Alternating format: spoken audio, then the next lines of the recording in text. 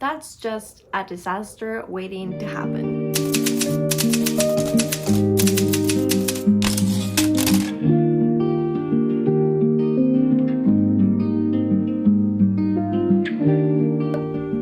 Hello everyone, welcome to my channel. This is Nat from Nat's Narrative, and today we're going to be going over my October wrap-up. Sadly, this year I wasn't able to celebrate neither Halloween nor Dia de los Muertos, which are two of my favorite holidays, so that was a bummer. But I did make sure to compile a list of books and TV shows and movies that I thought I would really enjoy this season, so that I could have a cozy and spooky time throughout the whole season and make up for missing those 2 days. I actually had a really good reading month.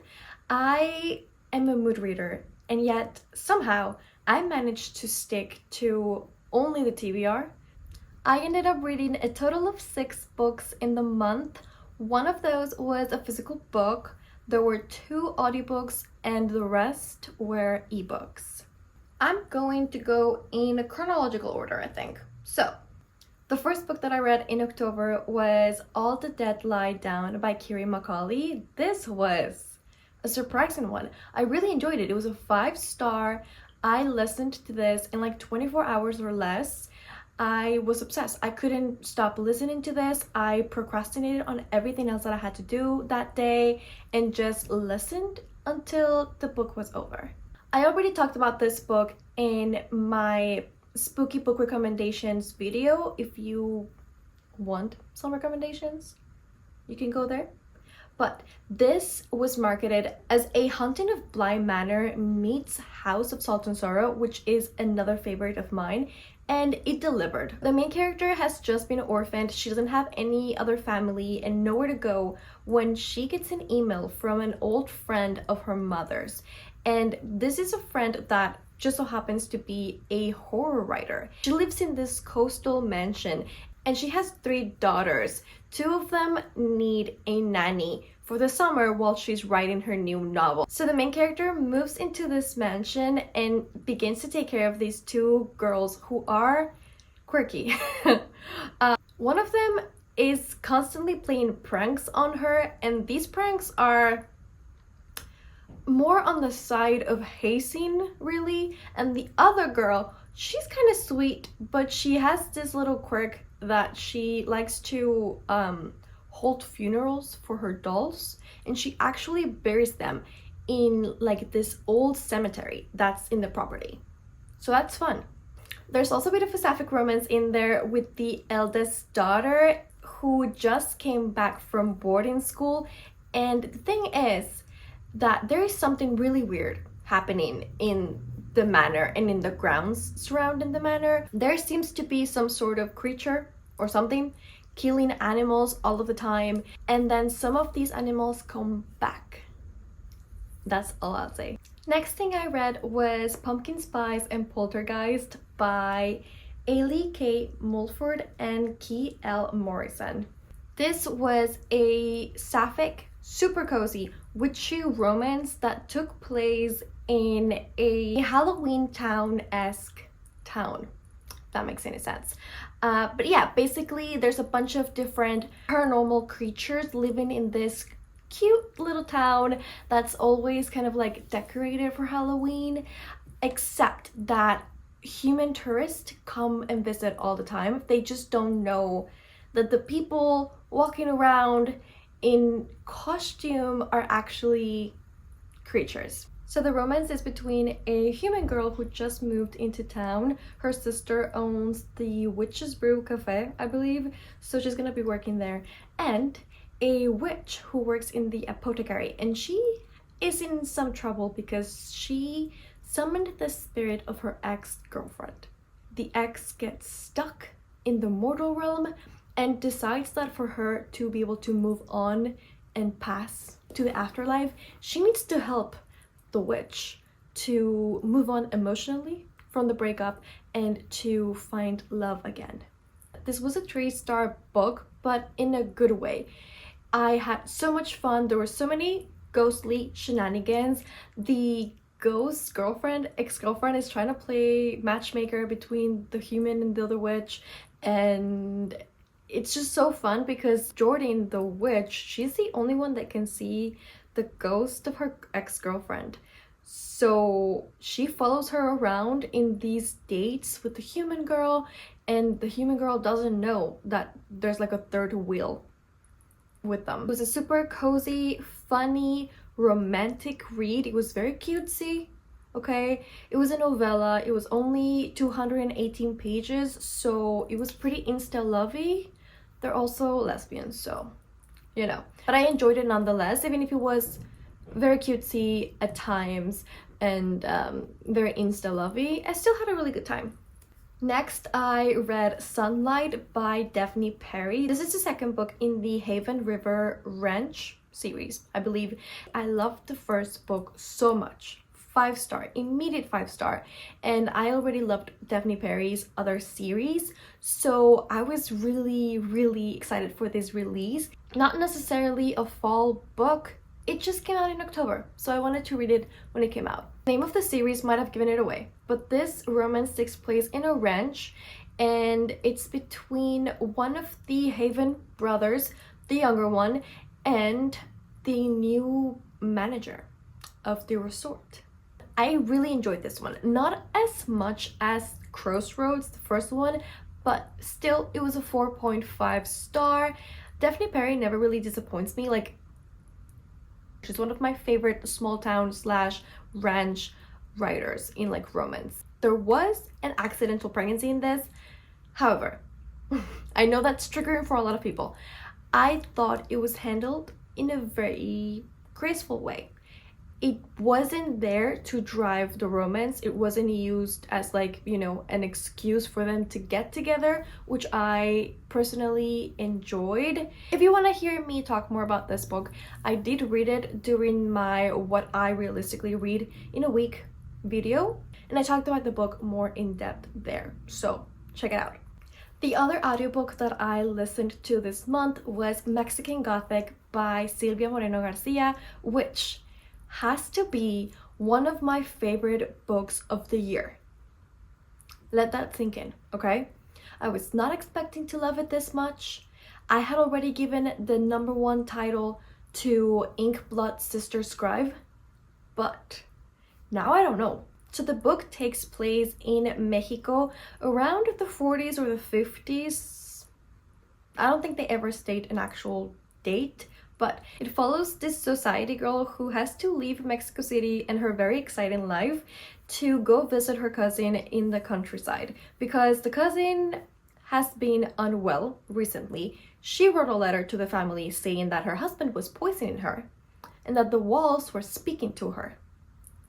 Right? The family is quite concerned, but they're not sure what to believe, so they send Noemi to visit with her cousin in this decrepit Victorian mansion that's like in a mountain far away, okay, from civilization. So the cousin's husband's family, they're from England and they've kept themselves pure.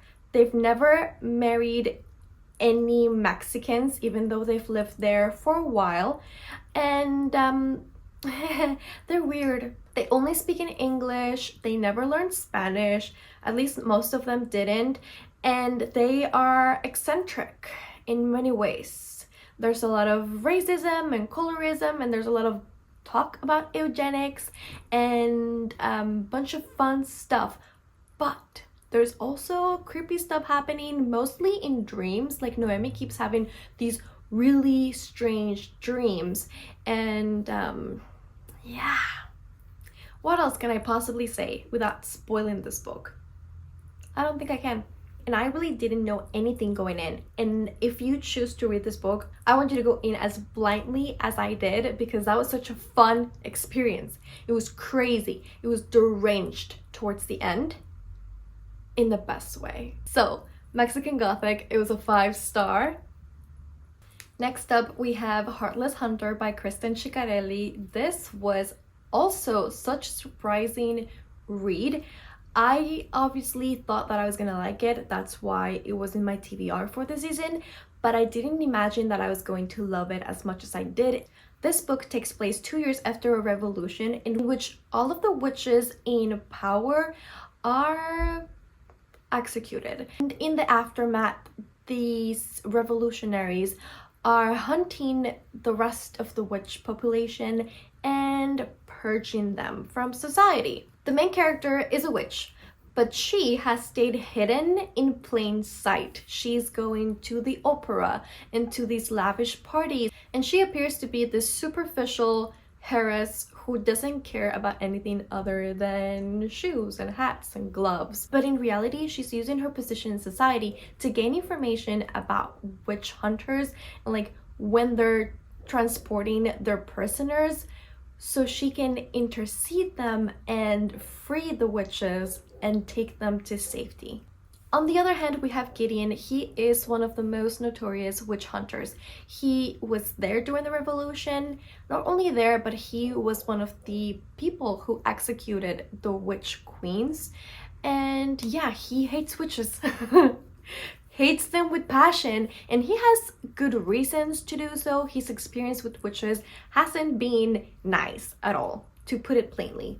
This is obviously a enemies to lovers romance, right? But there's so many layers to it because they don't like each other very much. He thinks she's vapid and superficial and just a dumb society girl, and she thought he was a brute and didn't like him even before the revolution. But now they stand on complete different political and moral sides. She needs information that only he can give her, and he suspects her of either being a witch or a witch sympathizer. So they start to court one another and kind of pretend like they like each other to gain information, but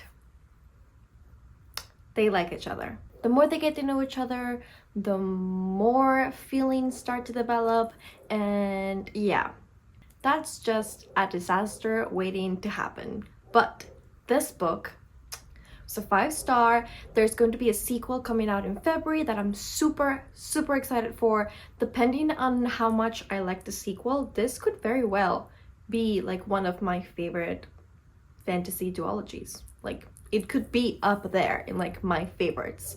So here's hoping. The last book that I read was Butcher and Blackbird by Brian Weaver. This was the October pick for the book club that I'm a part of, and I had fun with this book. It was a 4-star. I didn't love it, but it did what it was supposed to do. It was very funny in a dark way. This is a dark romantic comedy, and it's exactly what it sounds like. They are both serial killers, okay?